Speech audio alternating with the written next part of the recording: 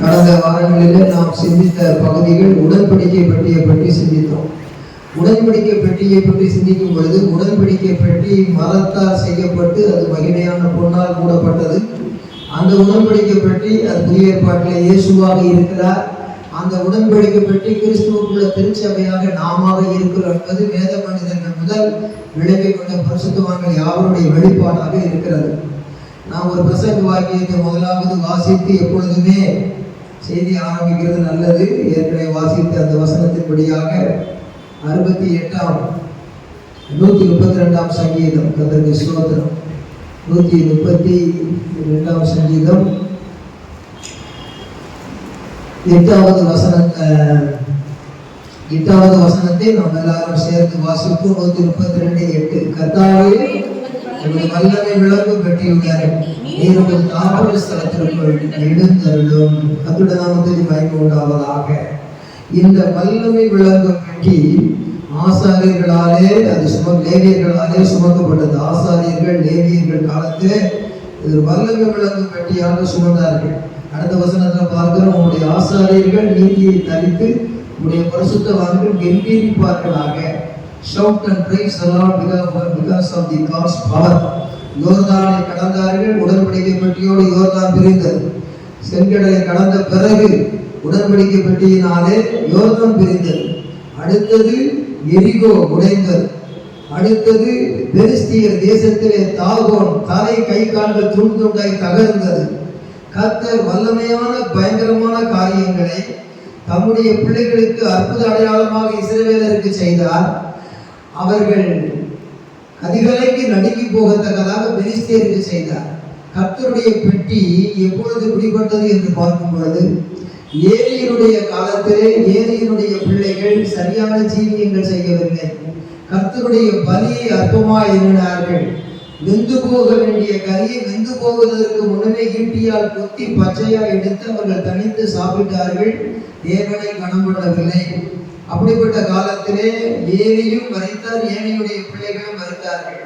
யுத்தத்துக்கு சென்ற போது இஸ்ரவேல் ஜனங்கள் தோற்கடிக்கப்பட்டார்கள். பெட்டி பெலிஸ்தருடைய கைக்கு போயிற்று. பெலிஸ்தர் என்று சொன்னால் நமக்கு நன்றாக தெரியும். பெலிஸ்தருடைய தலைவர் கோலியாத். கோலியாத்தை வென்ற பொழுது சவுல் கொன்றது 1000, தாவீது கொன்றது 10000 என்று பாடி தாவீதை புகழ்ந்தார்கள். அந்த பெட்டி வல்லமை விளங்கும் பெட்டி அப்பொழுது அங்கே இல்லை.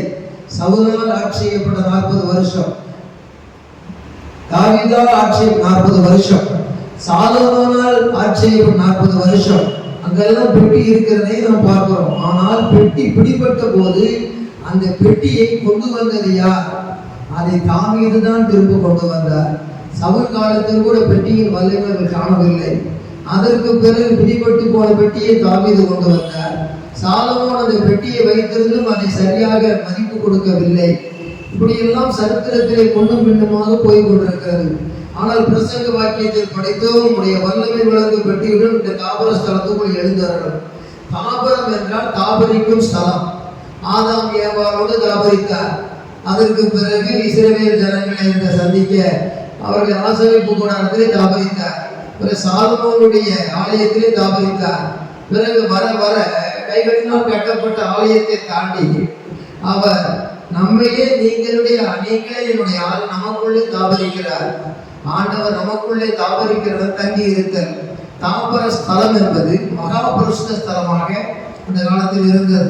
கடந்த வாரத்திலெல்லாம் பெட்டியை பற்றி சொல்லி முடிச்சாச்சு. அந்த பெட்டியுடைய கிருபாசனம் என்பது தேவனுடைய பிரசன்னம், தேவனுடைய சமூகம் இருக்கிற இடம். பழைய ஏற்பாடு என் நாமத்தில் 2 பேர் கூடும் பொழுது நடுவில் இருக்கிறேன் என்பது அவருடைய பிரசன்னம் இருப்பது. குடும்ப ஜெபம், சபையினுடைய ஜெபம், தேவ சமூகம் தங்குகிற இடமாக அவரை ஆராதிக்கிற ஸ்தலம் சபையாக, குடும்பமாக, என்னுடைய எதிர கமலமாக இருக்கிறது. ஆகவே மரக்கட்டையிலே செய்யப்பட்டு சித்தி மரத்தில் செய்யப்பட்டு சிறப்பாக பொன்னால் மூடப்பட்ட அந்த விதமான உடன்படிக்கை பெட்டி, அதனுடைய அர்த்தமே ஆண்டவருக்கும் நமக்கும் உள்ள ஒரு உடன்படிக்கை பண்ணிக் கொள்கிற காரியம். தேவன் தம்முடைய பிள்ளைகளுக்கு தம்முடைய வார்த்தையின் மூலமாக உடன்படிக்கை பண்ணினார். அதில் இருக்கிற உள்பொருள் 3ஐயும் அர்த்தத்தை கண்டுபிடித்தோம், அதையெல்லாம் தியானித்தோம். இப்பொழுது அந்த உடன்படிக்கை பெட்டியை பற்றி பார்க்கும் பொழுது நாமே அவருடைய உடன்படிக்கை பெட்டியாக மாற வேண்டும்.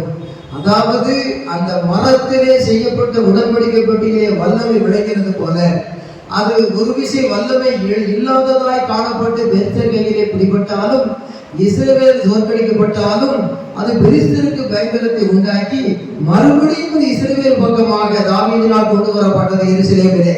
அதுபோல இயேசுவும் பச்சை மரமாக இந்த உலகத்தில் பிறந்து பட்ட மரமாக சிலுவையிலே அறைந்து மறுபடியும் உயிரோடு எழுந்து என்றும் நிற்கும் மரமாக இருக்கிறார். நாம் கிறிஸ்துவுக்குள்ளே அவர் உடன்படிக்கையை கை கொள்ளும் பொழுது அவருக்குள் நாமும் உடன்படிக்கை பெட்டியாய் இருக்கிறோம். சபையானது அவருடைய உடன்படிக்கை பெட்டியாய் இருக்கிறது. இயேசு இந்த உலகத்தில் இருந்த பொழுது எப்படி அந்த தேவனுடைய வல்லமையும் மகிமையும் உடன்படிக்கை பெட்டியின் மூலமாய் விளங்கினதோ, அதே விதமாக அற்புதங்களும் அடையாளங்களும் வல்லமைகளும் இயேசு கிறிஸ்துவின் மூலமாக விளங்கினது. இயேசு தம்முடைய மகிமையை வெளிப்படுத்தின முதல் இடம் மங்கள வீடு. இரண்டாவது அவர் கடைசியாக வெளிப்படுத்தின இடம் மரண வீடு. மங்கள வீட்டிலே தண்ணீர் திராட்சரசமானது, மரண வீட்டிலே ராசர் மறுபடியும் உயிரோடு எழுந்தார். கல்யாண வீட்டுக்கும் மரண வீட்டுக்கும் நடுவிலே எத்தனையோ வீடுகளிலும் குடும்பங்களிலும் ரோட்டிலையும் வீட்டிலையும் காட்டிலையும் அநேக அற்புத அடையாளங்களை ஆண்டவர் செய்ததை வேதத்தில் நன்றாக அறிவோம். இன்றைக்கு சொல்ல வருகிற சத்தியம், அவருடைய வல்லமை விளங்கும் பெட்டியுடன் அந்த தாபர ஸ்தலத்துக்குள் எழுந்திருந்தது போல இந்த நாட்களிலே சபைக்கு தேவை வல்லமை. தேவனுடைய வல்லமை சபைக்கு தேவையாயிருக்கிறது. ஆண்டவரே, அந்த உடன்படிக்கை பெட்டி அற்புதங்களை செய்து வல்லமையை மகிமை வெளிப்படுத்தினது போல இயேசு உம்முடைய அற்புத அடையாளங்கள் வல்லமை மூலமாக வெளிப்படுத்தினேன்.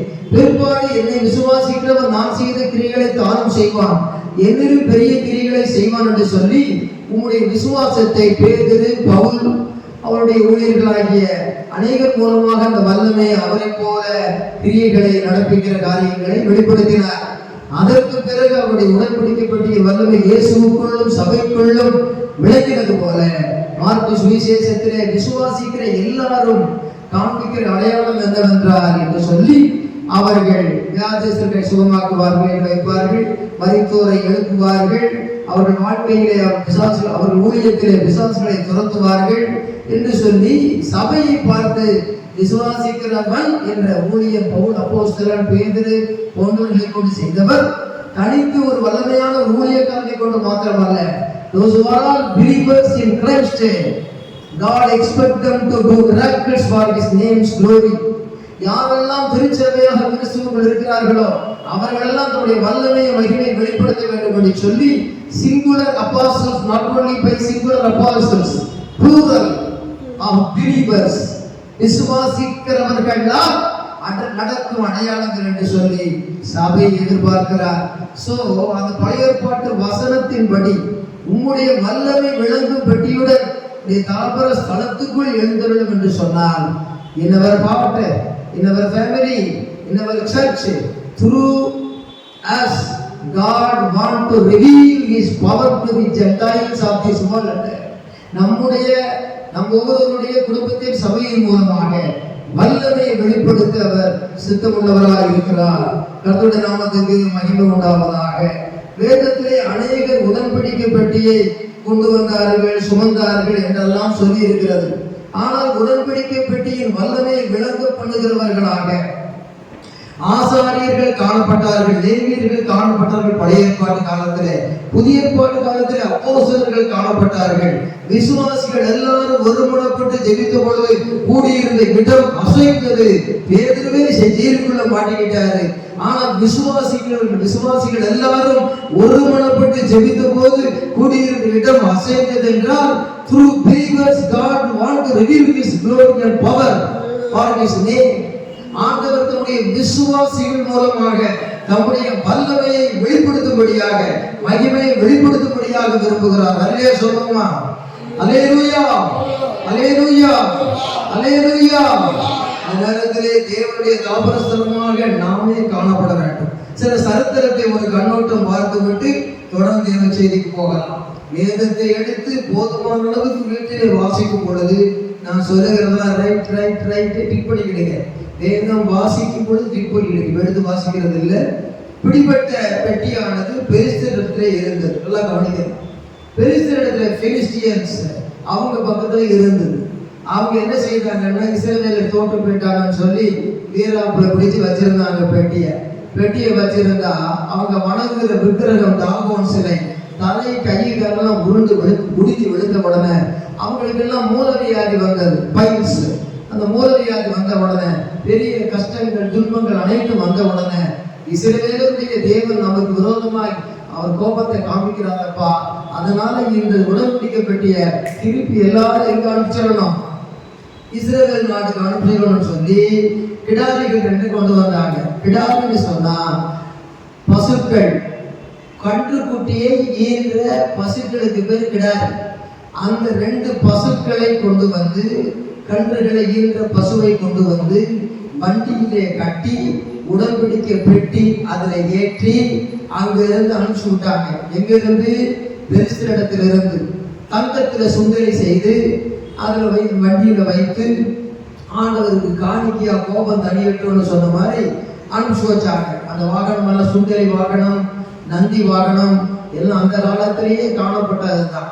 சப்பரம் சுமக்கிற வாகனம் எல்லாம் அந்த காலத்துல தெய்வீக தேவனற்றவர்கள், தெய்வீக அறிவற்றவர்கள் தங்களால் இயன்றதை செய்து பயிர்களை போக்கிக் கொண்டு அவர்கள் வாழ்க்கையில தப்பித்துக் கொள்ள முயற்சித்தார்கள்.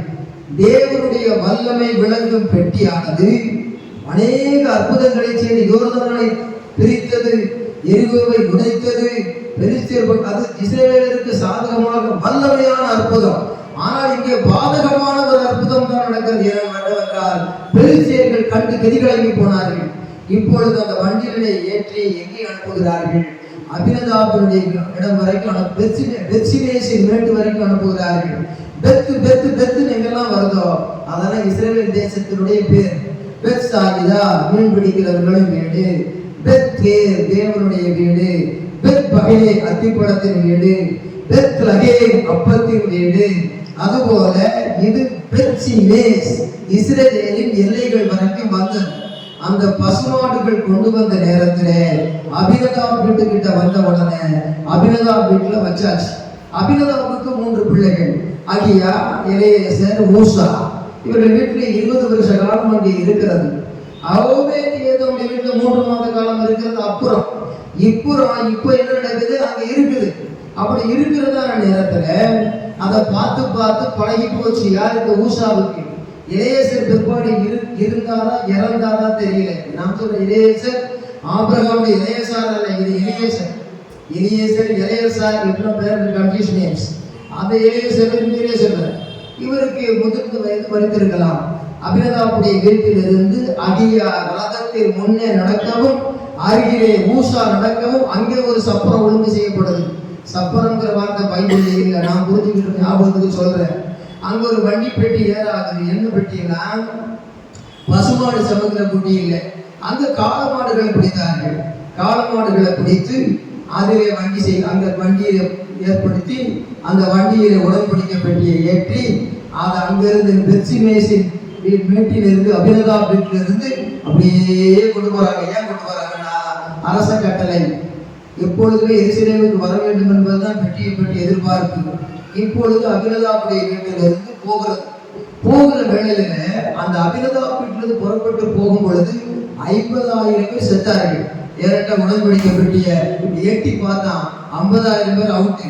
இதை பார்த்த உடனே மூசாவுக்கு லேசாவது பயன் இருக்கணும்.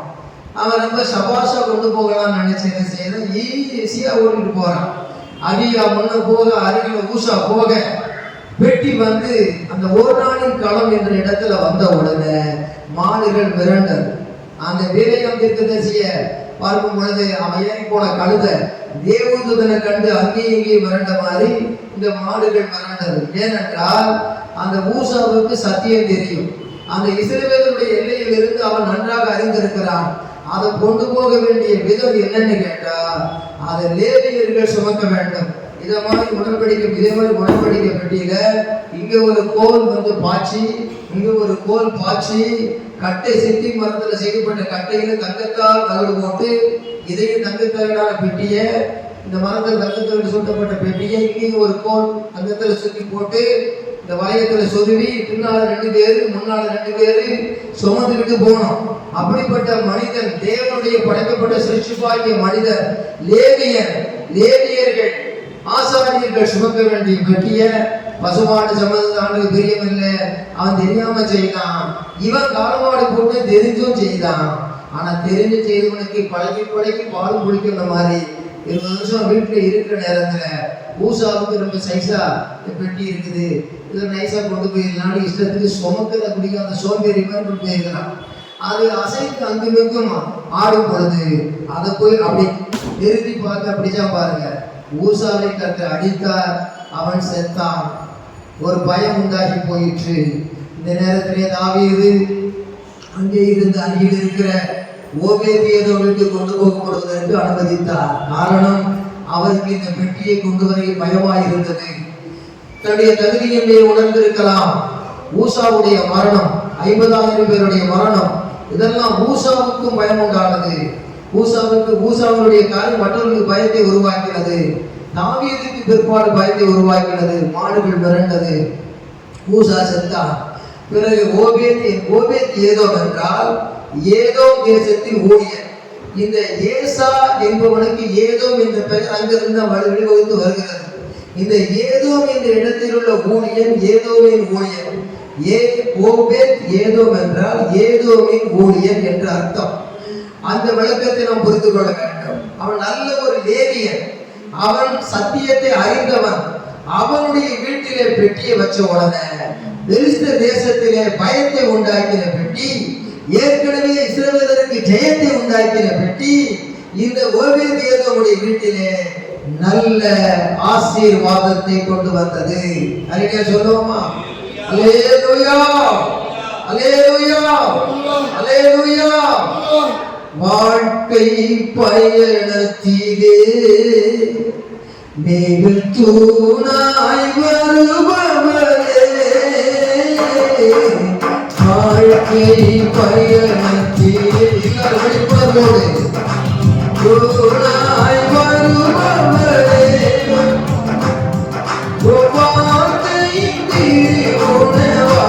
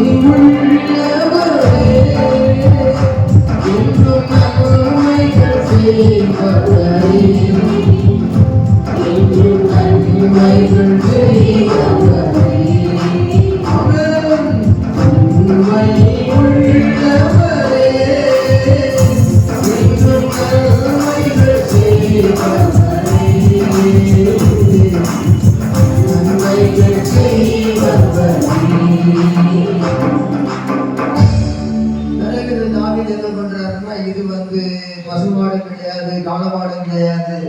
ஆலப்புழா லேவியன் எப்படி கூட்டு வந்து எல்லாரையும் சுமந்து வச்சு ஆடி பண்ணி கொண்டு வரல. எருசலேமுக்கு வந்தாச்சு. எருசலேமிலே இந்த யூதேயா பென்யமீன் வம்சம் 2 தான் இருக்கிறது. இன்னும் நாம் பிற்பாடு பார்க்கிறோம். அந்த காலத்திலே தாவீது ஒருவர் தான் எருசலேமுக்கு ராஜா. பொற்காலம். சவுலுடைய காலத்திலே அது பொற்காலமாக விளங்கவில்லை, அற்பமாக எண்ணப்பட்டது. ஆனால் தாவீது காலத்திலே பொற்காலமாய் எண்ணப்பட்டது. சாலமோன் காலத்திலே அது பொற்காலத்தின் மேல் பொற்காலமாய் காணப்பட்டாலும் திரும்பவும் அது அற்பமான காலமாய் மாறி போனது. காரணம், உடன்படிக்கை பெட்டியை கொண்டு வந்ததல்ல. உடன்படிக்கை பெட்டியை சரியாய் கை கொள்ளாத சவுலை போல பிற்பாடு உடன்படிக்கை பெட்டியை சரியாய் கை கொள்ளாதபடி சாலமோன் காணப்பட்டான். ஆகையினாலே உடன்படிக்கை பெட்டி இருப்பது அல்ல, உடன்படிக்கை பெட்டிக்கு தகுதியாய் காணப்பட வேண்டும். அதற்கு ஸ்தோத்திரம். ஜாடி கேட்ட மூடியை போட்டா தண்ணி உள்ள போகாது. ஆனால் ஜாடி கேட்ட மூடியாக பொருத்தமா இருக்கணும்னு சொல்ற மாதிரி உடன்படிக்கைக்கு ஏற்ற வாழ்க்கை இருக்கணும். உலகத்தில் அநேகர் உடன்படிக்கை பெட்டிக்கு தகுதியில்லாதவர்களாய் இருந்து சுமந்து செத்தவர்கள், சுமக்காமலும் செத்தவர்கள், பார்த்தும் செத்தவர்கள், அதை தகுதியாய் இருந்து சுமந்து ஆசீர்வாதங்களை பெற்றவர்கள். சுமக்காமலே ஓபேத்ஏதோமுடைய வீட்டிலே ஆசீர்வாதத்தை தேவன் கொடுத்திருக்கும் போது தேவனோடு நமக்கு இருக்கிற உடன்படிக்கை சரியாக இருக்க வேண்டும். ஆர்க் ஆஃப் தி கவனன்ட் அதனுடைய வாழ்க்கையிலே ஜீவியத்திலே தேவனுடைய வார்த்தையின்படியாகவே இருக்க வேண்டும் என்பது உண்மை. பத்சேபாவை எடுத்துக்கிட்டீங்கன்னா, உரியாவை எடுத்துக்கிட்டீங்கன்னா, ரூத் எடுத்துக்கிட்டீங்கன்னா, எதையோ பேர் சொல்லலாம். அவங்க வாழ்க்கையெல்லாம் உடன்படிக்கையின் ஆணையாக இருந்தது. ஆனால் செயலிலே உடன்படிக்கை பெட்டியை கொண்டு வந்த ராஜா கூட உடன்படிக்கை பெட்டியில உறுதியா இல்லை. கடந்த வாரத்துக்கு முந்தின வாரம் நினைக்கிறேன் தாவீதை பற்றி சொன்னேன். தாவீது அவன் திராட்சரசம் குடித்து அழகாக ஜாலியாக உலாவிக்கிட்டு இருக்கிறான். மென்சுரேஷன் டைம் அந்த இடத்துல அவன் சுத்திகரிக்க வருகிறான். பழைய பாட்டுல தீட்டுப்பட்டவள், அதாவது வீட்டுக்கு தூரம்னு சொல்றாங்க, மென்சஸ் சொல்றாங்க, மென்சுரேஷன் ஞாபகத்துல வச்சுக்கணும். அவதான் வந்து குளிக்கிறான். அவ குளிக்கிற நேரத்துல அவன் சுத்திகரிப்பு குளிக்கிறான். என் வீட்டுக்குள்ள அவ பாத்ரூம்ல குளிச்சிருக்க வேண்டியதானே, எதுக்கு உடலை காட்டிக்கிட்டு ஊர்ல குளிச்சா அப்படின்னு சொல்லக்கூடாது. அது வேத வசனத்தின்படி வெளியே தான் குளிக்கணும், வீட்டுக்குள்ள குளிக்க கூடாது. வெளியே வந்து வீட்டின் முற்றத்திலே அவர் வானம் பார்த்த பூமியில அந்த புறத்துல குளிச்சுக்கிட்டு இருக்கிறார். இவன் மேலே இருந்து கண்ணோட்டம் பார்த்து அவளை அழைக்கிறான். அரச கட்டளை எப்படி மாற்ற முடியும்? கூட்டுவான்னு சொன்னோம்னா ஏதோ ஒரு காரியமா இருக்கிறால இவன் போயிருக்கலாம். அகாத விதமான ஒரு காரியம் தெரிஞ்சிருந்தா போயிருக்கவே மாட்டான். ஆனா உண்மையாகவே அரசன் உடன்படிக்கை பெட்டியை கொண்டு வந்தவன் அல்லவா, அவன் சத்தியம் அறிந்தவன் அல்லவா, சவுல் கொண்டது 1000, தாவீது கொண்டது 10000 என்று இஸ்ரவேலுக்கு வாழ்வளித்தவன் அல்லவா, இஸ்ரவேலுக்கு ஒரு பொற்காலத்தை கொண்டு வந்தவன் அல்லவா, பிரமாணங்களை பாடுகிற ஒரு சங்கீதக்காரன் அல்லவா. உண்மையாகவே ஒரு முழுக்கமான மனுஷனுடைய ஒரு அன்பை கனம் பண்ணி அவன் போயிருக்கிறான்.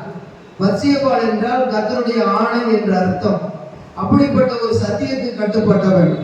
உரியாவின் வழியாக பத்சேபாள் அந்த தாத்தா வழி சொந்தமாக காணப்பட்டால் தாவீதுக்கு அது சொந்தம் தான், கர்த்தருக்கு சொந்தம். நாத்தானும் அவருக்கு சொந்தக்காரர் தான். இப்படிப்பட்ட ஒரு சமூகத்துல அந்த பெத்லகேமிலே வாழ்ந்தவர்கள். அப்படிப்பட்ட நேரத்துல அந்த பத்சேபாள் அங்கிருந்து வரும்போது அரச கட்டளைங்கிற சினிமா மாதிரி கற்பனை கதை இல்லை, இது உண்மையான சத்தியம். அங்க வருகிறார். ஏதோ கதை சொல்ற மாதிரி சொன்னாங்க, கதை கிடையாது. இது வசனம் என்ன விதை, இது நெஞ்சில புதை. உன் வாழ்க்கையிலே அதை உணர்ந்து வாழ வேண்டும் என்றுதான் வேதத்திலே சொல்லி வைத்திருக்கிறார். அப்படியே அவன் புறப்பட்டு வரல, நீட்டா ட்ரெஸ் பண்ணி அழகா வருவா. ஏன்னா ராஜாவை கூப்பிட்டு இருக்கிறார். நீட்டா ட்ரெஸ் பண்ண தப்பா, அந்த புறத்துல குளிச்சது தப்பா, இந்த அநியாயமான காரியம் நடக்கும் நினைக்கவில்லை. அவளுடைய அழகு அவனை கவர்ந்தது. அவன் ராஜா பூஜா வாங்கி போனான். அவளை ராஜா பண்ணி அவளோட கூட தவறாக நடந்தான். அந்த நேரத்திலே பத்சேபாள் ஒரு இச்சை பிடித்த பெண், அவள் ஒரு கெட்டவள் என்று யாரும் சொல்லவே முடியாது. ஏனென்று சொன்னால் நீதிமொழிகளின் புஸ்தகத்திலே பெண்கள் கவனிக்க வேண்டியது ஆண்களும் கவனிக்க வேண்டியது. நீதிமொழிகளின் புஸ்தகம் 31ஆம் அதிகாரத்தை எடுக்கும் பொழுது 1வது வசனத்திலிருந்து எடுத்தவர்கள் வாசியுங்க. ராஜாவாகிய லேமுவேலுக்கு அடுத்த வசனங்கள், அவன் தாய் அவனுக்கு போதித்த உபதேசம் ஆவது. அப்ப என்னன்னா, லேமுவேலுங்கிறது சாமுவேல் எடுத்துக்கிற கூடாது. இந்த லேமுவேலுங்கிறது சாலோமோனை காட்டுகிறது. சாலோமோனுக்கு மறுபெயர் லேமுவேல். ராஜாவாகிய லேமுவேல்னா சாலமோன் ராஜாவாக இருக்கிறான். ஆனால் சாலோமோன் பெற்றெடுத்த தாய் நமக்கு தெரியும், அவள் தான் பத்சேபாள். அதிலே சொல்லுவோமா, BATHSAGEBA, பாத்ஷீபா. ஷீபா வந்து பாத்ரூம்ல குளிச்சா அப்படின்னு சில சொல்லுவாங்க, அதெல்லாம் கிடையாது. அவன் பத்சேபாள் தேவனுடைய ஆணைக்கு கட்டுப்பட்டவள். எலிசபெத் என்றாலும் தேவனின் ஆணை என்று பொருள். அப்படிப்பட்டதான புதிய ஏற்பாட்டில் பார்க்கிற மாதிரி ஒரு மகிமையான ஒரு ஸ்திரீ தான் அந்த ஒரு ஸ்திரீ என்று ஒப்பிட்டு பார்க்கலாம். அது புதிய ஏற்பாடு, இது பழைய ஏற்பாடு. அது பழைய ஏற்பாடு, இது புதிய ஏற்பாடு. ஆனால் நான் சொல்லுகிறது, இந்த பத்சேபாள் என்ன சொல்லுகிறாள்? அவனுக்கு போதிக்கிறாள். ஒரு சபையில ஒரு போதகர் இருந்தாலும் வீட்டில் ஒரு போதகர் இருக்க வேண்டாம். உன் தகப்பனுடைய கற்பனையை கைக்கொள், உன் தாயின் போதகத்தை தள்ளாதே. என்றெல்லாம் சொல்லப்பட்டிருக்கிறது. அப்படியான சண்டே ஸ்கூல் டே உண்டு. வீட்டில் டெய்லி ஒரு தாயினுடைய போதனை பிள்ளைகளுக்கு அவசியம், ஒரு தந்தையினுடைய போதனை பிள்ளைகளுக்கு அவசியம். Weekly once we are here in church. What about our daily life in family? Family prayer, family reading, Bible reading, family meditation, very important. வளர்ந்து வருகிற குடும்பம் அதுதான் ஆவிக்குரிய குடும்பம். தேவன் தாபரிக்கும் ஸ்தலம். இந்த இடத்துல பாருங்க, அவன் தாய் அவனுக்கு போதித்த உபதேசமாவது. அப்படியான ஒரு தாய் தனக்குள்ளே ஒரு உபதேசம் இல்லாவிட்டா எப்படி மகனுக்கு போதிப்பா? இந்த பத்சேபாள் தான் யாரு? இந்த சாலமோனுக்கு தாய். இந்த தாயானவள் தன்னுடைய சாலமோனாகிய மகனுக்கு சொல்லுகிறார். என்ன சொல்லுகிறார்? இந்த பத்சேபாள் சொல்றா, 2ஆம் வசனம் படியுங்க. என் மகனே, என் கற்பத்தில் வயிற்றுல பிறந்த ஒன்னே ஒன்று நன்மைகளிய பிள்ளையே, என்னுடைய நேர்த்தி கடனுக்கு பிள்ளையா பிறந்தவனே, உன்னைய குறிச்சு ஒரு நேர்த்தி கடன் வச்சிருக்கிறோம்பா அப்படின்னு சொல்லிட்டு 3ஆம் வசனத்தை பாருங்க, சேர்ந்து படிங்க எல்லாரும். ஸ்திரீகளுக்கு வாய் திறந்து சமாதான வாய் படிக்கணும். அப்படி எல்லாம் படிங்க. ஸ்திரீகள் வாய் திறக்கணும். ஸ்திரீகளுக்கு நல்லா படிங்க. சிலர் வாய திறக்கல, படிக்கணும். ஸ்திரீகளுக்கு உன் பிறனையும் ராஜாக்களை கெடுக்கும் காரியங்களுக்கு உன் வழிகளையும் கொடாது. இது வந்து படிச்சிடலாமா? படிக்க வாய திறந்து படிக்க. அந்த வசனத்தை எல்லாம் வாய திறந்து படிக்க. பின்னால வாய திறக்க நீங்க அந்த வாய திறந்து பிசாசு ஓடும். படிக்க வாய திறந்து. ஸ்திரீகளுக்கு உன் பிறனையும் ராஜாக்களை கெடுக்கும் காரியங்களுக்கு உன் வழிகளையும் கொடாது. கையில தான் இருக்கு. கொடுக்கிறதுனா கொடு, விடுக்கிறதுனா விடு அப்படின்னு சொல்றாரு. அப்ப என்னன்னா, அந்த வாய்க்குள்ள அந்த வசனம் லட்டு போன மாதிரி. ஸ்திரீகள்னா பெண்கள், ஒரு மனைவி அப்படி இருக்கணும். உங்க அப்பனுக்கு எத்தனை மனைவி? 8 மனைவி. யாருக்கு? தாவீதுக்கு. ஆனா சாலமோன் பார்த்தா அப்ப 10 அடி பார்த்தா இவன் 15 அடி பாய்வான்னு சொன்ன மாதிரி 100 அடி இருக்க பதில் 6 அடி பாஞ்சிட்டான். 700 மறுமனையாட்டி 300 மனைவி. ஒவ்வொரு நாளைக்கு ஒருத்தி இலை போட்டு சோறு கொடுத்தாங்கன்னா 1000 நாளைக்கு ஒருக்க தான் வர முடியும். வருஷத்துக்கு 365 நாள். 3 வருஷத்துக்கு ஒருக்க தான் வர முடியும் போல. 3 வருஷத்துக்கு ஒருக்க தான் ஒரு மனைவி சோறு போடுற பாக்கியம் அவளுக்கு கிடைக்கும். இலை போட்டு சோறு போடுறோம். ஐயா என்ன ஐயா அப்படின்னு சொல்லி முகத்தை பார்க்கறது. அம்மா என்னம்மான்னு முகத்தை பார்க்கறது. இப்பேற்பட்ட கொடுத்து வச்ச கொடுப்பனையான பாக்கியம்னு சொல்லக்கூடாது. இன்னும் பாடுபட்டிருப்போம். அதை கேட்டாலும் தெரியும். கர்த்தருக்கு ஸ்தோத்திரம். எல்லாம் சிந்திக்கணும், சிந்தனை செய்யணும். 700 மறுமனையாட்டி 300 மனைவி ஒவ்வொருத்தையும் சோறு போட்டு அடுத்து எப்போ சோறு போடலாம், அப்போ அடுத்து எப்போ முகம் பார்க்கலாம், அடுத்து எப்போ சந்திக்கணும்னு நினைக்கிற அளவுக்கு அவ்வளவு பிஸியா குசியா ருசியா வாழ்க்கையை கொண்டு போயிருக்கிறார். இவர் யாரு? தாவீது. அதனால இது யார்? சாலமோன் பற்றி சொன்ன தாவீது. தாவீது 8, இது எத்தனையோ எல்லையே கடந்த 8. அப்படிப்பட்ட சாலமோனுடைய வாழ்க்கையெல்லாம் நம்ம பார்க்கிறோம். அதனால இந்த சாலமோனுக்கு உபதேசம் கிடைச்சும் கூட அது பலன் கிடைச்சதான்னு தெரியல. பிற்பாடு ஸ்திரீகள் அவன் இருதயத்தை சாய பண்ணார்கள். அவன் அந்நிய தேவர்களை பின்பற்றி போனான். அவனுடைய மகிமையும் மேன்மையும் மாறி அவன் சிறுமை அடைந்தவனாகத்தான் அவன் இருந்தான் என்பதை நாம் பார்க்கிறோம். கர்த்தருடைய நாமத்துக்கு மகிமை. சிந்திக்க வேண்டும். ஸ்திரீ அநேக பெண்களுக்கு வந்து ஒரு எனர்ஜியை கொடுக்காதப்பா. வாடிப்பா கன்னிகை, உனக்குன்னு ஒரு கல்யாணம் உண்டு, உனக்கு ஒரு மாப்பிள்ளை, உனக்கு ஒரு பெண்ணை பார்த்து வைக்கிறதுக்குள்ள அது வரும். வந்தா அது போகாது. நீயும் போக முடியாது, அவளும் போக முடியாது. அந்த மாதிரி ஒரு கல்யாணம் நடக்கிற வரைக்கும் குறுக்க பூனைக்குட்டி பாஞ்ச மாதிரி அங்கே இங்கேயும் போன மாதிரி பாயாதேன்னு சொல்ற. ஸ்திரீகளுக்கு அநேக பெண்கள்கிட்ட போய் விரலை கொடுக்கிறது. அவனுடைய எனர்ஜி எல்லாம் அநேக பெண்கள்கிட்ட போய் சேரு. அப்படிப்பட்ட காரியத்தை உங்க அப்பன் செய்தாரு. 8 மனைவி இருந்திருக்கு. ஆனா வரிசையா அவன் விரலை கொடுத்தான். எவ்வளவு பெரிய ராஜாவா இருந்து, எவ்வளவு சங்கீதக்காரனா இருந்து, உடன்படிக்கை பெட்டியெல்லாம் மீட்டு கொண்டு வந்து யுத்தங்களை பண்ணி ரத்தத்தை செய்து அவ்வளவு காரியெல்லாம் செய்தாரு. நாட்டை பிடிச்சாரு, கோட்டையை பிடிச்சாரு. கடைசியில வாழ்க்கையில கோட்டை விட்டாரு. எவ்வளவு பெரிய கனவான், இப்படிப்பட்ட நிலைமைக்கு ஆயிட்டானேன்னு சொல்லி அதை படிச்சுக்கிட்டு உங்க அப்பா கூப்பிட்டதுனாலதான் நான் போய் இப்படி கெட்டேங்கிறதெல்லாம் சொல்லல. உண்மையான கதை என்னன்னா, தாவீது அப்பம் கூப்பிட்டதுனாலதான் இவன் வாழ்க்கை கெட்டது. ஏன்னா அப்படிப்பட்ட ஒரு கெட்ட பெண்மணியா இருந்தா அவளுக்கு சேர்ப்பா, நீ 8க்கு என்னை சேர்த்திருக்கிற, நான் பாரு உன்னை விட சாதாரணமா நான் ஒரு 18 சேர்க்கிறேன்னு சேர்த்திருப்பா.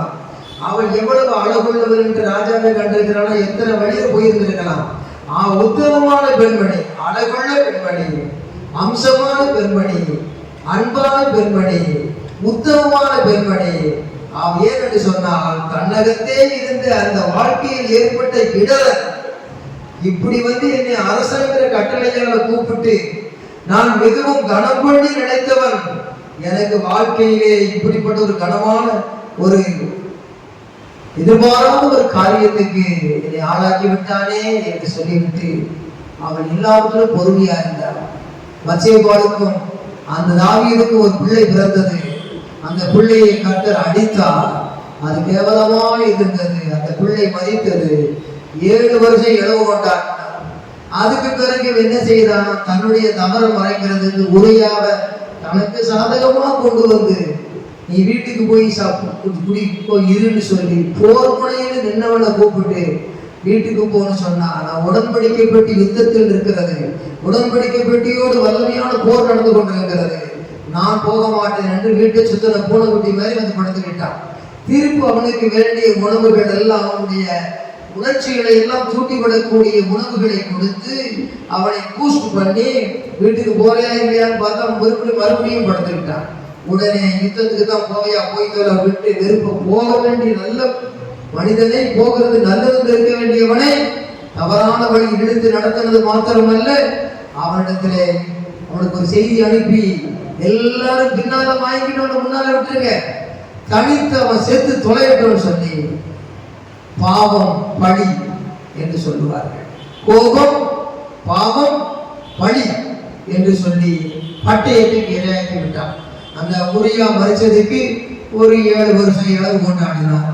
அந்த காலத்துல யூதர்கள் வெளியிலே இப்படிப்பட்ட காரியங்கள் வரும்போது இளவு கொண்டாடி 7 வருஷம், செத்த பிள்ளைக்கு 7 வருஷம் இளவு கொண்டாடி, உரியா என்ற உண்மையான கடவுள புருஷனுக்காக 7 வருஷம் இளவு கொண்டாடி, அதுக்கு பிறகும் நாத்தான் உணர்த்தி அவன் மனம் திருமண பிறகும் அவளை விடுகிறதற்கான காரியங்கள்ல பத்சேபாளை திருமணம் பண்ணிட்டான். அவளுக்கு எங்க போவா, ராஜா 8 வச்சுட்டு 9க்கு எங்க போவார், 10வது வந்தவங்க பத்சேபாளை எங்க போவா, சொந்தத்துல தூரம், அவ வாழ்க்கை இன்னும் பாரமாயிருக்கனால அவர் வரையும் சோரம் போயிடாதபடி எத்தனை வழி தாரமோ அமைச்சுக்கிட்டா. அந்த பத்சேபாளுக்கும் தாவீதுக்கும் பிறந்த பிள்ளைதான் இந்த சாலமோன். இந்த லேமுவேங்கிறது சாலமோன், இந்த லேமுவனுடைய தாய்ங்கிறது பத்சேபா. இவ ஆணையின் மகள். ஆகையினால உடன்படிக்கை பெட்டியவே மீட்டு கொண்டு வந்தவன், உடன்படிக்கை பெட்டிக்கு தகுதியா வாழல. ஆனா உடன்படிக்கை பெட்டியை மீட்டு கொண்டு வந்தவனுடைய நாட்டில் இருக்கிற ஒரு பிரஜை பத்சேபாள் உடன்படிக்கை பெட்டியாக வாழ்ந்தான். கரங்களை தட்டி கத்திரமாய் கொடுத்தோம். எல்லாரும் அப்படித்தான் இருக்கணும். ஆண் மனுஷன் முகத்தை பார்க்கிறான், கர்த்தரோ இருதயத்தை பார்க்கிறார். அவங்க அப்பங்கிட்ட இருந்த காரியத்தை சொல்லி பூஸ்ட் பண்ணிட்டா மகனை.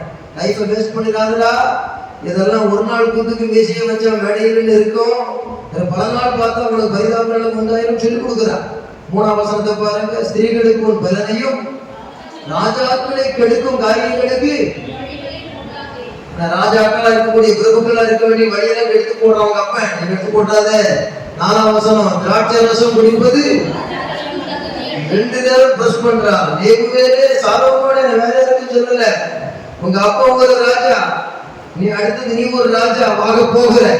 அதனால ஆனவங்கிறது என்னாச்சு, நீ அடுத்தவங்கிறது என்னாக போகுது, எப்படியோ போனவன்னு போயிடாதடா. ராஜாக்களுக்கு தகுதி அல்ல லேமுவேலே, அது ராஜாக்களுக்கு தகுதி அல்ல, மதுபான பிரபுக்களுக்கு தகுதி அல்லடா அப்படின்னு சொல்லி கொடுக்குறான். ஏன்னா குடிகாரனுடைய வேலை என்ன செய்யும்னா, 5ஆம் வசனம் படிங்க, மதுபானம் பண்ணினால் அவர்கள் நியாய பிரமாணத்தை மறந்து சிறுமிப்பனுடைய நியாயத்தை உடன்படிக்கை பெட்டி கொடுத்தால் கற்பனை பழகிறதுக்கு கொலை செய்யாது இருப்பாயாக, உபச்சாரம் செய்யாது இருப்பாயாக என்று கட்டளெல்லாம் 10 அங்கெல்லாம் பொத்துன்னு உள்ள வச்சிருக்கேன். இவன் அதுக்கு செத்து போனவனா மாறிட்டானே, இவனால அது செத்து போன மாதிரி மாறி போச்சு. உடன்படிக்கை பெட்டிக்குள்ள இருக்கிறதே தெரியாத பத்சேபா உடன்படி கட்டுப்பட்டு வாழப்பாடி மாறி விட்டாலே. அதனால மதுபானம் பண்ணினால் அவர்கள் நியாயப்பிரமாணத்தை மறந்துடுவாங்க.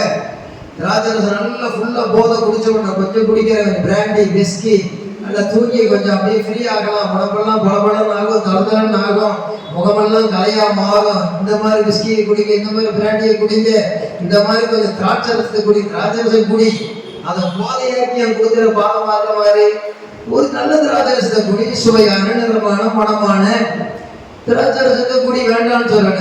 உழுது போய் குடிச்சு எல்லாத்தையும் மறந்து இஷ்டம் போல பறந்து கவுட்டடியில போட்டு கீழே விழுந்த மாறின ஒரு பிணமா மாறி போற மனிதனுடைய வாழ்க்கையை பற்றி சொல்லி இருக்கிறது. ஆகையினாலே மதுபானம் பண்ணினால் அவர்கள் நியாயப்பிரமாணத்தை மறந்து விடுவாங்க. அவங்க அப்பனை மாதிரி சிறுவை போன்ற நியாயத்தை செய்வாங்க, புரட்டுவாங்க. உரிய மனைவியை உரிமையாக்கிக்கிட்டு என்ன துர்கிருதமான வேலையை செய்யலாம், துர்கிருதமான வேலையை செய்யலாம். சரியான நாடு இந்த மோசமான வேலையை செய்துட்டானே. சிறுமைப்பட்டவர்கள், என் புருஷன் ஒரு சிறுமப்பட்டவன், நான் ஒரு சிறுமப்பட்டவா, வழி இல்லாம ஆகி போச்சு. ஆகையினால சிறுமைப்பட்டவர்கள் நியாயத்தை புரட்டுவார்கள் அப்பா சொல்லிக் கொடுக்கிறா. அடுத்த வசனம், மடிந்து போகிறவனுக்கு மதுபானத்தையும் மனம் கசந்தவர்களுக்கு.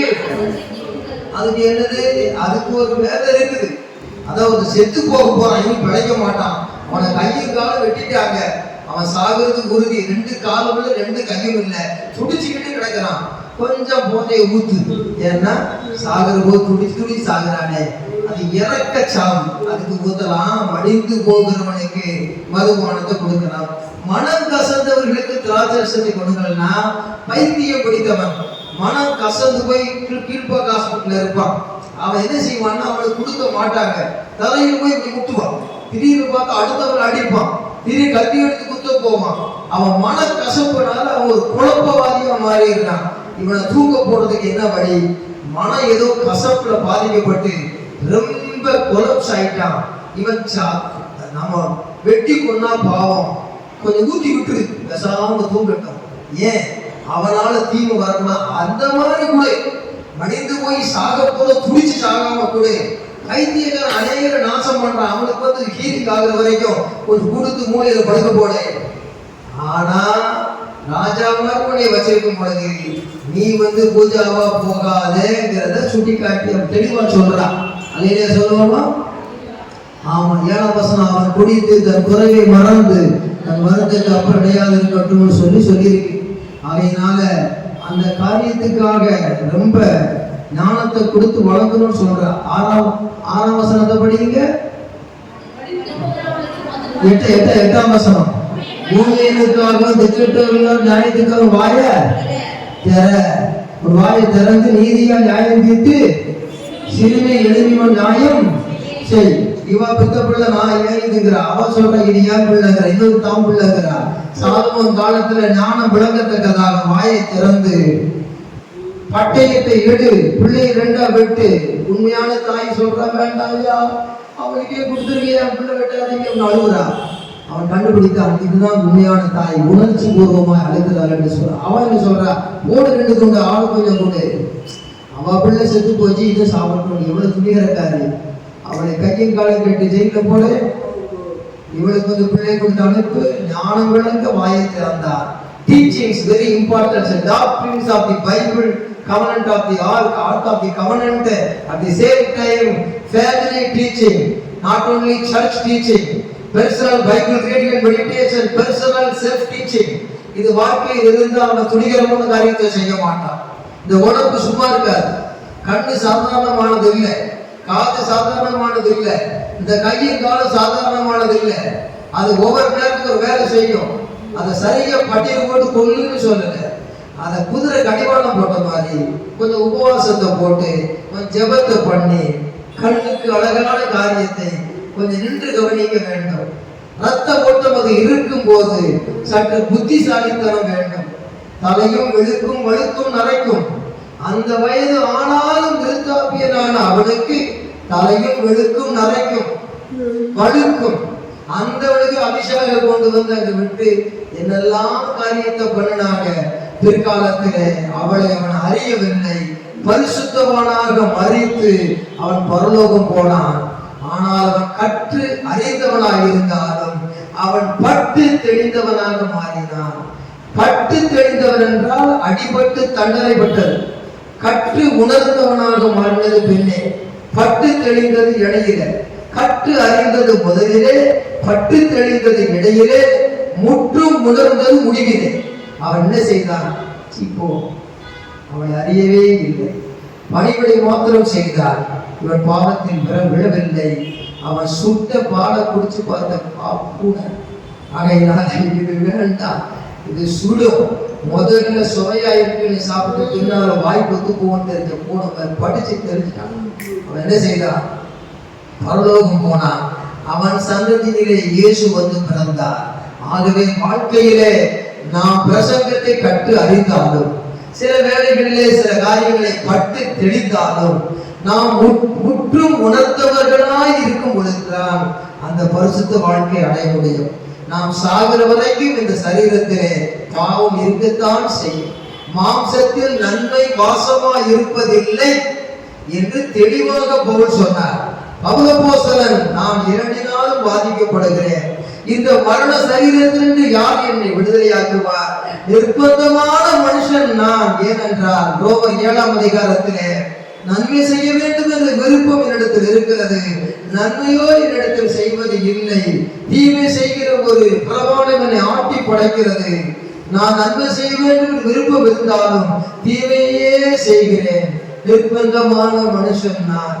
நான் என்ன செய்வேன்? என் ஆவிக்கு விரோதமாய் மாம்சம் போராடுகிறது, மாம்சத்துக்கு விரோதமாய் ஆவி போராடுகிறது என்று சொன்னார். என்னுடைய தியானமும் ஜெபமும் வெளிப்பாடுகளும் அந்த அபிஷேகத்தின் வல்லமையும் அந்த பாவத்தை மேற்கொள்ளுகிறது. அதை நான் மறந்தால் பாவம் என்னை மேற்கொள்ளுகிறது. தைலமோ இருதலை கொள்ளி எழும்பி இருதலை கொள்ளி எறும்பி நிலையாய் காணப்படுகிறேன் என்று சொல்லுகிற கதை ரோமர் 8ஆம் அதிகாரத்திலே கிறிஸ்து இயேசுவுக்கு உட்பட்டவர்களாக இருந்து அவர்கள் நீதிமான்களாக்கப்படுகிறார்கள். அந்த ரோமர் 8ஆம் அதிகாரத்திலே கிறிஸ்து இயேசுவினுடைய ஜீவனுடைய ஆவியின் பிரமாணம் என்று விடுதலையாக்கி என்று சொல்லுகிறார். தாவீதுடைய அனுபவம் அதுதான், புதிய ஏற்பாட்டு பவுலுடைய அனுபவமும் அதுதான். கர்த்தருக்கு ஸ்தோத்திரம். ரோமர் 8ஆம் அதிகாரம் 3ஆம் வசனத்தை படிங்க. கர்த்தருக்கு ஸ்தோத்திரம். ரோமர் 8ஆம் அதிகாரம் 3ஆம் வசனம். அது எப்படி எனில், இல்ல 2ஆம் வசனம் படிங்க. கிறிஸ்து இயேசுவினாலே ஜீவனுடைய ஆவியின் பிரமாணம், நியாயப்பிரமாண கற்பலகையில கொடுக்க, பிறகு தோல் சுருள்ல வந்தது, பைப்ரோஸ் பேப்பர்ல வந்தது. எது எப்படி வந்தாலும் சரி, கிறிஸ்து இயேசுவினாலே ஜீவனுடைய, அது கையெழுத்து பிரமாணம் அல்ல, ஆவியின் பிரமாணம். பாவம் மரணம் என்பவைகளின் பிரமாணத்தினின்று விடுதலை ஆக்கிட்டேன்னு சொல்றார். அவன் பாவத்தின் சம்பளம் மரணம். இதுல இருந்து விடுதலையாக்கினது என்னதுன்னா, நியாய பிரமாணம் இல்ல, எனக்குள்ள வாழ செய்வா, எனக்கு கிரிச தீமை பிரமாணம் அல்ல, எனக்கு ஜீவ பிரமாணம்.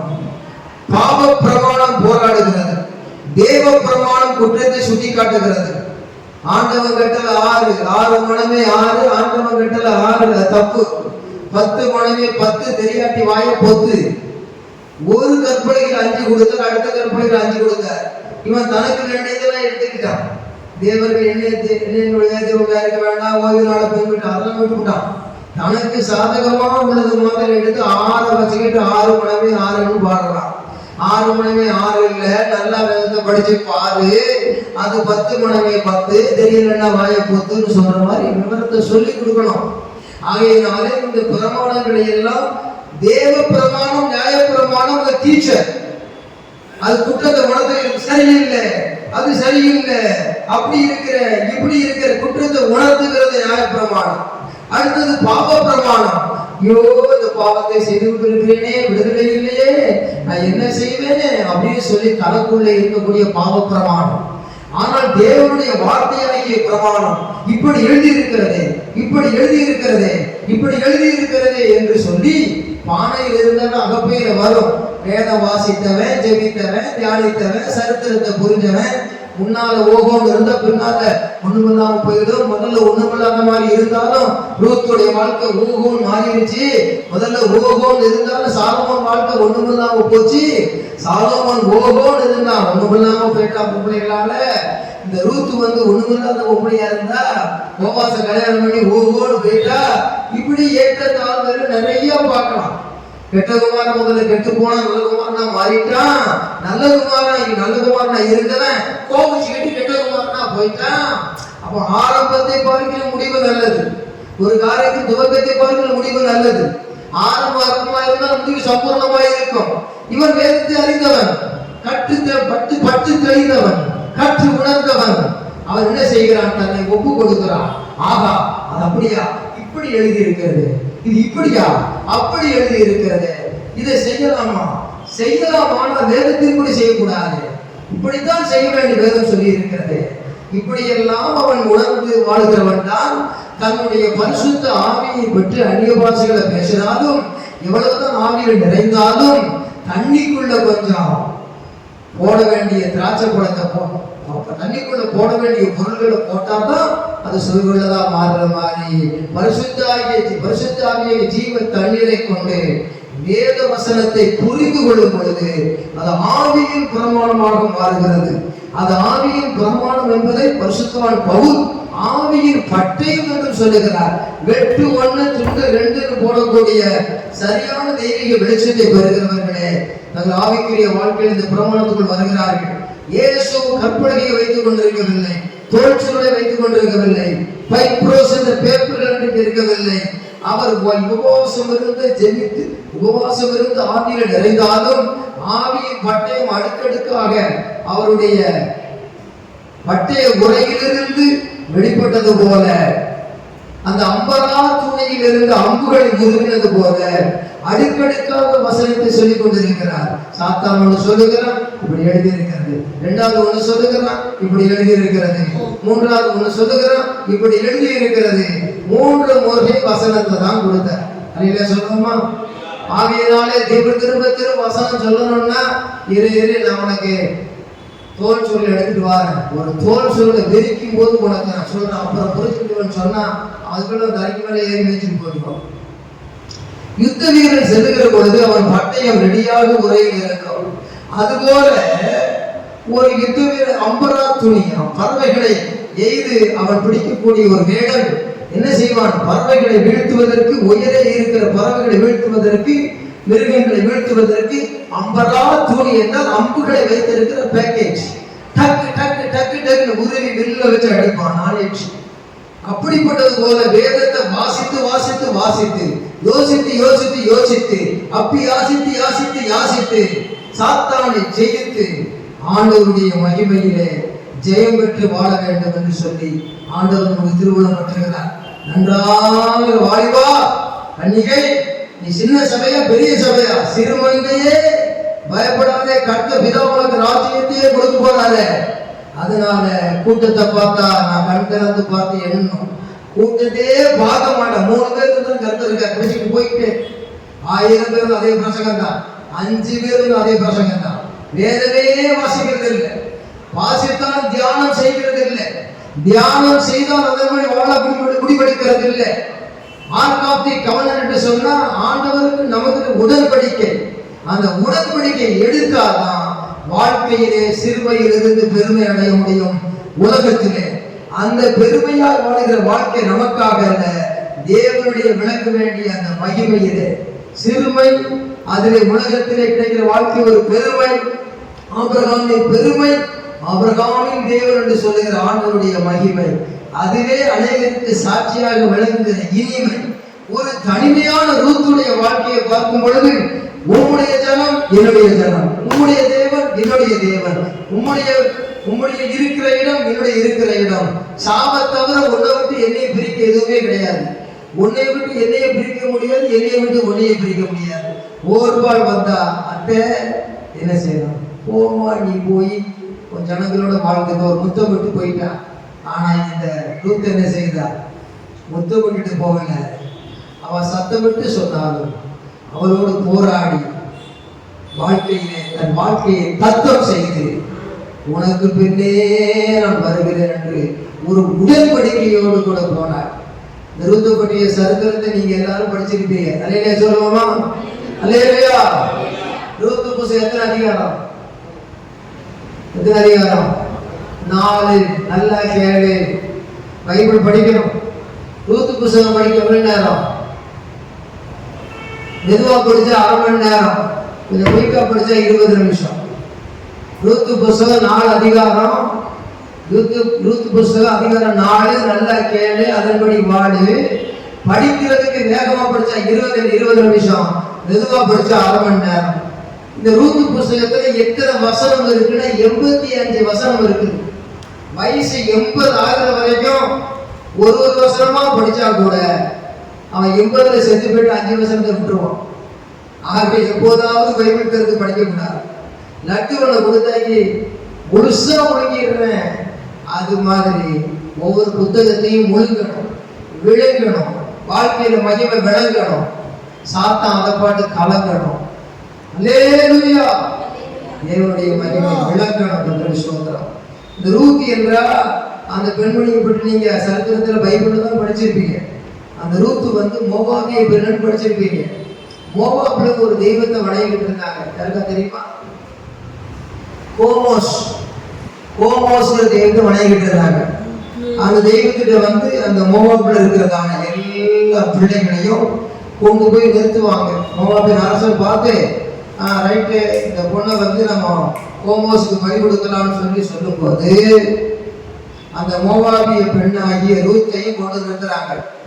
அந்த நேரத்துல செக் பண்ணி பார்க்குற அரசர் சொல்றாரு, இந்த ரூத்துக்கு வந்து அந்த கையில வந்து ஒரு மாதிரி கருப்பா இருக்க, சாமிக்கு நல்ல பொருள் கொண்டு வர வேண்டாமா, மூணு மட்டும் தான் கொண்டு வர கூட தெரியாதா அப்படின்னு சொன்ன உடனே ரூத்து அங்கே வச்சு விட்டுட்டாங்க.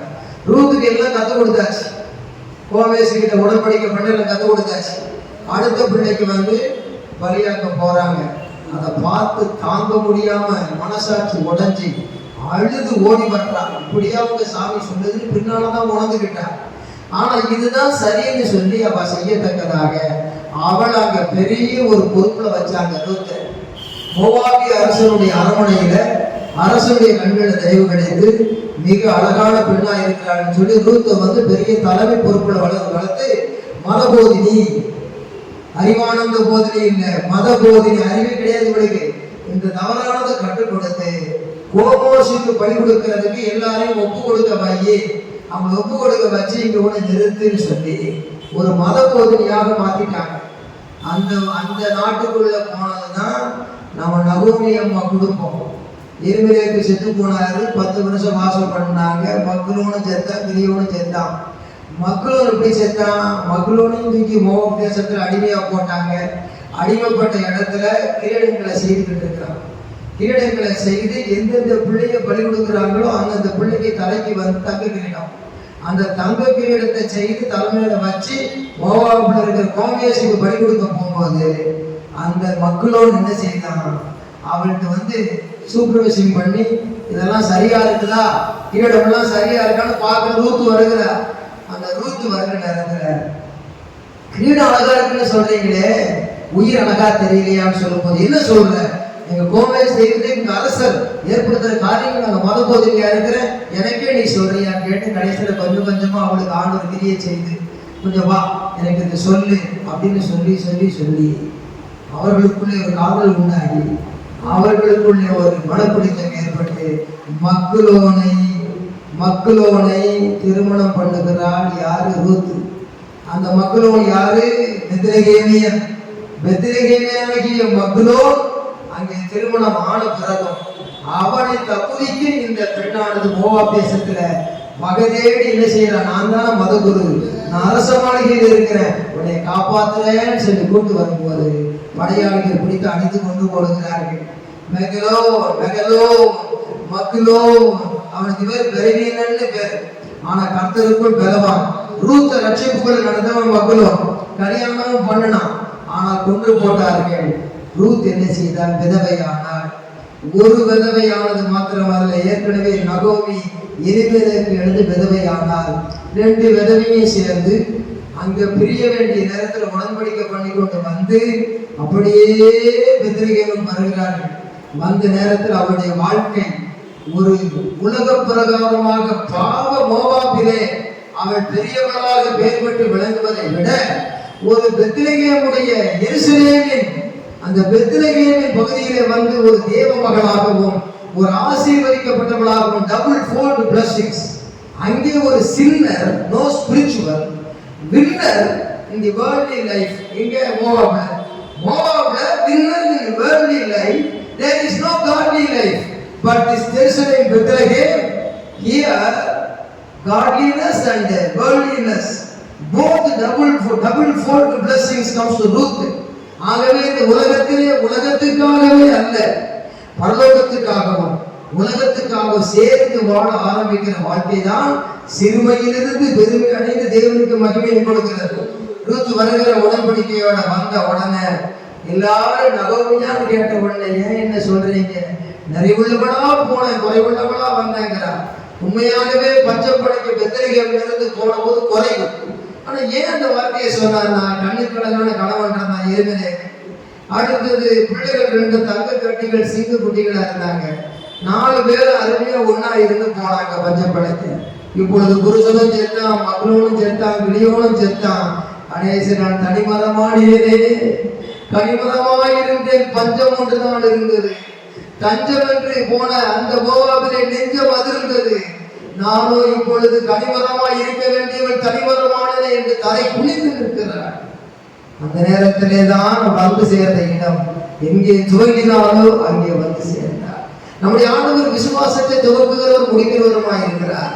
இங்கே வந்த உடனே அவங்க உறவினர்கள் 2 பேர் வராங்க. நகோமியா வந்து இருக்கிற உடனே அங்கிருந்து என்ன வந்தது? போவாஸ்ல இருந்து உணவு வந்தது. பிறகு எங்கேயாவது சும்மா இருக்கலாமா? எங்க போகலாம்? வேலைக்கு. போவாசுடைய வயல்ல வேலை வந்தது. வேலை கிடைச்சு போய் எதிர்கால எங்க உனக்கு மாப்பிள்ள பார்க்கிறது? தண்ணியே கூட குடிக்காதுன்னு சொல்றான் மோவாப்ல. இவனை ஊரை விட்டு துரத்துங்கிறான். கிணத்துல தண்ணி குடிக்க வரக்கூடாதுங்கிறான். இந்த நேரத்துல போவாஸ் தான் உதவி செய்கிறான். போவாசின் மூலமாக உணவு வந்தது. போவாசின் மூலமாக உழைப்பு வந்தது. போவாசின் மூலமாக உயர்வு திருமணம் வந்தது. அவன் நெஞ்சம் மகிழ்ந்தது. வெட்டுண்ட புல் மழை பெய்த போது துளிர்ந்தது போல மாறினது. காரணம், பெத்லகேமிலே பெரிய ஒரு ஜமீன்தாராக போவாஸ் இருந்தார். நகோமிக்கு சொத்து இருக்குது, எல்லாம் இருக்குது. ஆனாங்க சுதந்திரிக்கிறதுக்கு அவளுக்கு மட்டும்தான் இடம். அவனை நம்பி வந்த ரூத்துக்கு இடம் கிடையாது. அந்த இடத்துல புறஜாதி பெண்மணி இந்த யூத ஜனங்கள் மத்தியிலே சுதந்திரம் பெற்றது எப்படி? கடவுளின் கருணை பரலோகத்தில் இருந்து அந்த ரூத்தின் மேலே பிரகாசித்தது. ரூத் அங்க என்ன செய்கிறா? கொடுத்த உணவுகளை சாப்பிட்டு தான் தேட்டிக்கிட்டு வேலைக்கு போகிறா. மாமியார் ஆலோசனைப்படி. மாமியாருக்கு நகோமிக்கு சொந்தக்காரன் இருக்கான். வாமா, அழகான பிள்ளையா இருக்கிறாங்க, எல்லாரும் பேசிக்கிறாங்க. எங்க இருந்து வந்த? நான் மோவாபி. உனக்கு இங்க வேலை வேணும்னு சொன்னா எங்கேயுமே நீ போகக்கூடாது, இங்கதான் வேலை செய்யணும். சரிங்களா? உனக்கு தண்ணி வேணும்னா எல்லாரோடையும் சேர்ந்து குடிக்காத. சிலர் கஷ்டப்படுத்துறாங்களா? வேண்டாம்லே, தனியா என்னுடைய தண்ணி கோப்பையிலே தண்ணீர் குடி என்று சொல்லி அவள் மேல் கருணை வைத்தார். இந்த மாதிரி தேவனுடைய பரலோக கண்கள், தேவனுடைய கண்கள் 10வது தலைமுறையில் உள்ளே பிரவேசிக்க தகுதி இல்லாத அந்த ரூத்தை, வாழ்க்கையே ஒரு கூத்துன்னு முடிய வேண்டியது, சோத்துக்கு வழி இல்லாத பெண்ணு, சோர்ந்து போகாதபடி போவாஸ் மூலமாக உழைப்பு, போவாஸ் மூலமாக உணவு, போவாஸ் மூலமாக திருமண வாழ்க்கையின் உயர்வு எல்லாம் கிடைத்த ரகசியம் என்ன? ஆரம்பம் சாலோமோன் வேகோ அப்ப வீட்டு சொத்து, முடிவிலே அங்கோ பரிதாபம். இதோ ஒரு அற்பமாக எண்ணப்பட்ட, பாவமாக எண்ணப்பட்ட ஒரு ஏழை அவருடைய வாழ்க்கை அற்புதமாக மாற்றினது தெய்வீகம். ஆகையினாலே விசுவாசத்தினால் வராத யாவும் பாவம். ஏனென்று ஒரு பெண்ணை சொல்லிக் கொண்டிருக்கிறேன். உடன்படிக்கை பற்றிய சுமந்த தாவீதுடைய வரலாறு, சாலமோன் வரலாறு, அது எப்படிப்பட்ட சிறப்பாக முடியவில்லையே. ஆனால் அது பாவத்தை விழுந்து எழுந்த சிறப்பு தான். இவளோ தன்னுடைய பக்தி வைராக்கியத்தினாலே தேவனை அறியாதவன் வேறே வாலிபர்களுக்கு பிறகு போகாமல், அந்நிய நாட்டிலே வந்து கோழையாக ஓடிவிடாமல் அற்புதமான ஒரு வாழ்வை பெறுவதற்கு அவள் தன் மாமியாரோடு பண்ணிக்கொண்ட உறுதியான உடன்படிக்கை பெட்டியில் அல்ல, கற்பனை பலகையில் அல்ல, அவள் இதயத்தின் கவனத்திலே அது நிறைந்து வளைந்து கொண்டிருந்தது. இப்படி ஒவ்வொருவராய் பாத்திரங்களை கேரக்டர்ஸ் பார்க்கலாம். இந்த ரூத்தை சொல்லும் பொழுது அதை ஒன்று சொல்லதான் நேரம். நம்முடைய வாழ்க்கையும் கூட இன்னைக்கு யாராலும் உயர்த்தப்படாமல் இருக்கலாம். சொந்த பந்தம் கைவிடலாம், கடமைப்பட்டவர்கள் கைவிடலாம், சாதகமாக எதுவுமே வழி இல்லாமல் இருக்கலாம்.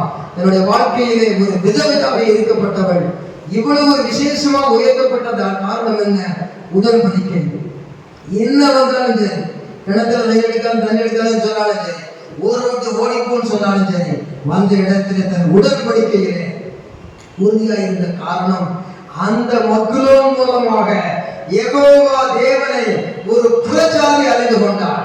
கோமேசுக்கு பலியிடுகிற அந்த தொழிலுக்கு ஒரு மத போதகராக இருந்தவள் அங்கே ஒரு மக்லோன் மூலமாக கர்த்தரை அறிந்து மக்லோனை அவள் மணந்து அவன் மரித்தாலும் இரண்டாவது ஒரு திருமணம் எங்கே வந்தது? பெத்லகேமிலே வந்தது. அதுபோல பெத்லகேம் என்றால் தேவனுடைய வீடு, அப்பத்தின் வீடு. இப்பொழுது ஜீவ அப்பம் பரலோகத்தில் இருக்கிறார். அந்த வீட்டுக்கு நாம் போகிறோம். போகிறது யாரு? யூத பெண்மணி அல்ல, புறஜாதி பெண்மணி. யாரோடு சேர்ந்ததினால் போகிறார்? யூதனோடு சேர்ந்ததினால் போகிறார். போவாஸ் என்பவன் உலகத்திலே உள்ள வாழ்க்கை அடையாளத்திலே பரம போவாஸ் யூதன் இயேசுவுக்கு ஒப்பாக இருக்கிறார். அந்த ரூத் என்றால் அழகு என்ற அர்த்தம், தேவனுக்கு பிரியம் என்ற அர்த்தம். ஆகவே புறஜாதிகளாகிய நாம் ரூத்துக்கு ஒப்பாக இருக்கிறோம். இந்த நமக்கு வழிகாட்டி யாரு? நகோமி தான் ரூத்துக்கு வழிகாட்டி. அதுபோல நகோமி என்பது பரிசுத்த ஆவியானவருக்கு ஒப்பாக இருக்கிறார். ஆவியின் பிரமாணங்களை கொண்டு வாழும் பொழுது அந்த பரலோகத்துக்கு 3ஆம் வானம் வரைக்கும் பவுல் போனது போல அவள் பூமியில் இருக்கும் பொழுதே பெரிய ஒரு சொர்க்கமாக அவளுக்கு கிடைத்தது. பரலோகத்திலே இயேசு கிறிஸ்துவின் சந்ததிக்கும் அவள் அடிக்கோடி ஆனாள். கொள்ளு பாட்டி கொள்ளு பேர யாரு? கொள்ளு பாட்டி கொள்ளு பேர தாவீதுக்கு கொள்ளு பாட்டி கொள்ளு பேர யாரு? ரூத்தும் போவாசும். ரூத்துக்கும் போவாசுக்கும் பிறந்தது ஓபேத். ஓபேத்துக்கு பிறந்தது ஈசா. ஈசாவுக்கு பிறந்தது தாவீது. அந்த தாவீதின் வழி சந்ததியில் வந்தவர் நம்முடைய இயேசு. கரங்களை தட்டி கர்த்தரை கொடுக்கிறோம். ஆகையினாலே பரலோக போவாசுக்கு நாம் புறஜாதியிலிருந்து மணவாட்டி, யூதரிலிருந்து ஒரு பெண்ணை கட்ட வேண்டிய போவாஸ் புறஜாதியிலிருந்து கெட்ட காரணம் அவருடைய செய்கை அந்த பலனை கொடுத்தது. 22:12 உன் செய்கைக்கு தக்க பலனை கர்த்தர் உனக்கு கட்டளையிடுவாராக. இஸ்ரவேலின் தேவனாகிய கர்த்தருடைய செட்டிகளுக்கு வந்த உனக்கு அவராலே, யாராலையும் அல்ல, அவராலே நிறைவான பலன் கிடைப்பதாக என்று சொல்லுகிற இந்த ஒரு அனாதை பெண்மணிக்கு அற்புதமாக கொடுத்தவர் இன்றைக்கு ஜீவிக்கிறார் என்றால் வேத சரித்திரம் அன்று. இன்றைக்கு அவள் கற்றுக்கொண்ட ஒரு வாழ்க்கையின் சித்திரம் இன்று. வேதத்தின் சத்தியம் என்றும் இருக்க காரணம் அவர் நித்தியம் என்ற இடத்திலே நீங்காத பராபரன் இருக்கிறார். ஆகையினால் எனக்குள்ளே ஆண்டவரே, நான் பண்ணுகிற ஆராதனை, நான் பண்ணுகிற ஜெபம், என்னுடைய வேத தியானம், அதை கைக்கொள்ளுகிற அனுபவத்தில் ரூத்துக்கு வந்தது போல எத்தனை வீப்பிங் இருந்தாலும் அவள் வாழ்க்கை ஒரு ரீப்பிங்காக மாறினது. பிஃபோர் தி ஸ்டார்டிங் வீப்பிங் ஏந்து வந்து ரீப்பிங்னா அறுவடை, வீப்பிங்னா அழுக, ரீப்பிங்னா அறுவடை. இடையில கிடைத்தது மார்னிங் அண்ட் ஒர்க்கிங். எல்லாம் அவளுக்கு ஆண்டு கொடுத்த ஆசீர்வாதம். இன்றைக்கு ஒரு வாழ்க்கையிலே இடையில மாறி போகிறையா? என்ன ஏசுநாதர் பண்ணார்? மனைவியை பார்த்து புருஷன் சொல்ற, புருஷனை பார்த்து மனைவி என்ன ஏசுநாதர் பண்ணார்? பண்ணதெல்லாம் பண்ணார். நீ என்ன பண்ண? இடையில உன் பார்வை என்னாச்சு? இடையில உன்னுடைய வார்த்தை என்னாச்சு? இடையில உன்னுடைய கிரியை என்னாச்சு? இடையில எதை போட்ட விட்ட? மன்னிப்பு கேளு, மனம் திரும்பு, ஒப்புக்கொடு. ஆண்டவருடைய வார்த்தையை கேட்ட பிறகு கோமோசை விட்டு யெகோவாவை தெரிந்து கொண்டது போல என்ன வந்தாலும் அவர்தான் என்று நகோமிட்ட உடன்படிக்கை பண்ணி கொண்டது போல பரிசுத்த ஆவியின் உடன்படிக்கை நம்மை விடுதலையாக்கிட்டே என்று போல் சொல்லுகிறார். ஆவியின் புறமான விடுதலையாக்கிட்டே என்று சொல்லுகிறார். அப்படி அர்ப்பணித்த வாழ்வாக வாழ வேண்டும். மத்சேபால் ஒரு உடன்படிக்கை பெட்டி, அந்த ஊரியா ஒரு உடன்படிக்கை பெட்டி, இந்த ஒரு வார்த்தை அந்த ரூத் நகோமி உடன்படிக்கை பெட்டி. ஆகையினாலே ஆண்டவரே என் இருதயத்தை அர்ப்பணிக்கிறேன். ஒரு அற்புதமான சாட்சியாக என்னை மாற்றும். உலகத்திலே மோவாப் தேசம் வெறுத்து தள்ளினாலும், பெத்லகேமே வெறுத்து தள்ளினாலும், என்னை பரலோகத்திலிருந்து பார்க்கிற ஒருவர் என்னை நேசித்து ஆசீர்வதித்த துருத்தை போல என்னை ஆசீர்வதியும், என் பிள்ளைகளை ஆசீர்வதியும், என் சந்ததியில் ரூத்தின் சந்ததியில் இயேசு உயர்த்த வேண்டியது போல எங்கள் குடும்ப சந்ததியில் இயேசு மகிமைப்பட வேண்டும் என்று அர்ப்பணிக்கும் பொழுது கர்த்தர் பெரிய காரியங்களை செய்வார். உணவும் வேலையும் உயர்வின் மங்களமும் உறுத்து கொடுத்தது போல உங்களுக்கும் பிள்ளைகளுக்கும் கொடுக்க வல்லவர். என்ன ஆண்டவரே, என்ன வேணும், என்ன சபை, வெறுப்பு கொள்ளாதே, நீ உறுதியாயிரு, உறுதியாயிரு. கர்த்தர் உன்னை ஆசீர்வதிக்கிற விதம் இந்த உலகத்துக்கே தெரியாது. அவரை சொல்லுகிற வாக்கு தத்துவம் ஆராய்ந்து முடியாத பெரிய காரியங்களையும் எண்ணி முடியாத அதிசயங்களை அவர் செய்கிறார். அதனை சொல்லும் அல்லேலூயா. சொல்லுங்க எல்லாரும், ஆராய்ந்து முடியாத பெரிய காரியங்களை எண்ணி முடியாத. எழுந்திருப்போமா? ஹல்லேலூயா, ஹல்லேலூயா. கர்த்தருக்கு மகிமையாக இப்படி ஆசீர்வதிக்கிற ஆண்டவரை கரங்களை தட்டி மகிமைப்படுத்துவோம்.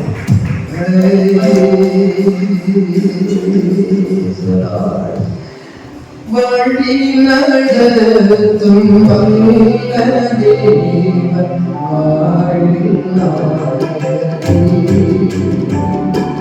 வழி நடத்தும் வல்ல தேவன்